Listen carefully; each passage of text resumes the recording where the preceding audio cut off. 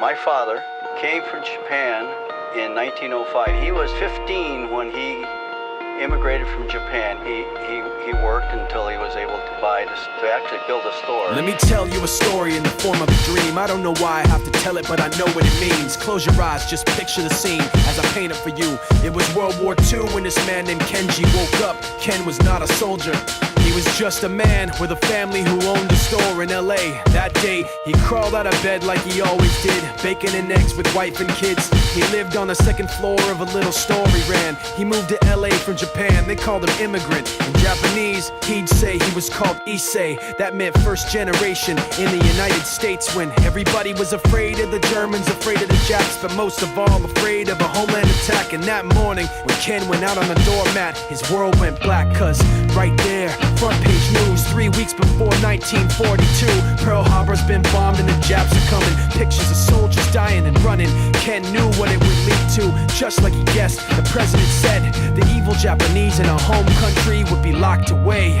They gave Ken a couple of days to get his whole life packed in 2 bags. Just 2 bags, couldn't even pack his clothes. Some folks didn't even have a suitcase to pack anything in, so 2 trash bags is all they gave them. And when the kids asked Mom, where are we going? Nobody even knew what to say to them. Ken didn't want to lie, he said the US is looking for spies, so we have to live in a place called Manzanar, where a lot of Japanese people are. Stop it, don't look at the gunmen.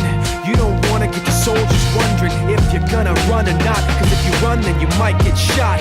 Other than that, try not to think about it. Try not to worry about it being so crowded, cause someday we'll get out. Someday. As soon as war broke out, the FBI came and they just come to the house and you have to come. All the Japanese have to go. They took Mr. Nii. People couldn't understand why they had to take him, because he's just innocent laborer. So now they're in a town with soldiers surrounding them. Every day, every night, look down at them. From watchtowers up on the wall, Ken couldn't really hate them at all. They were just doing the job, and he wasn't gonna make any problems. He had a little garden, vegetables and fruits that he gave to the troops in a basket his wife made. But in the back of his mind, he wanted his family's life saved. Prisoners of war in their own damn country, what for? And time passed in the prison town. He wondered if he'd live it down if and when they were free. The only way out was joining the army, and supposedly some men went out for the army, signed on, and ended up flying to Japan with a bomb. That 15-kiloton blast put an end to the war pretty fast. 2 cities were blown to bits. The end of the war came quick, and Ken got out big hopes of a normal life with his kids and his wife. But then they got back to their home, and what they saw made him feel so alone. These people had trashed every room, smashed in the windows and bashed in the doors, written on the walls and the floor, Japs not welcome anymore. And Kenji dropped both of his bags at his sides and just stood outside. He looked at his wife without words to say. She looked back at him, wiping tears away, and said, someday we'll be okay, someday. Now the names have been changed, but the story's true. My family was locked up back in '42.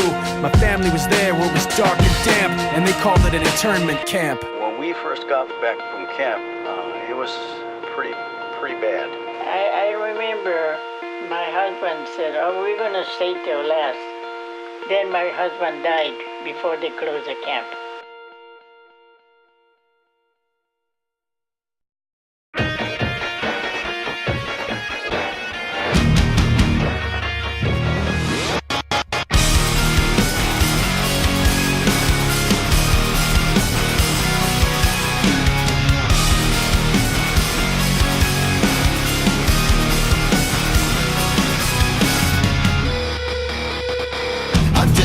Away, I'm just a breath away, losing my faith today, falling off the edge today. I am just a man, not superhuman. I'm not superhuman. Someone save me from the haze. It's just another war.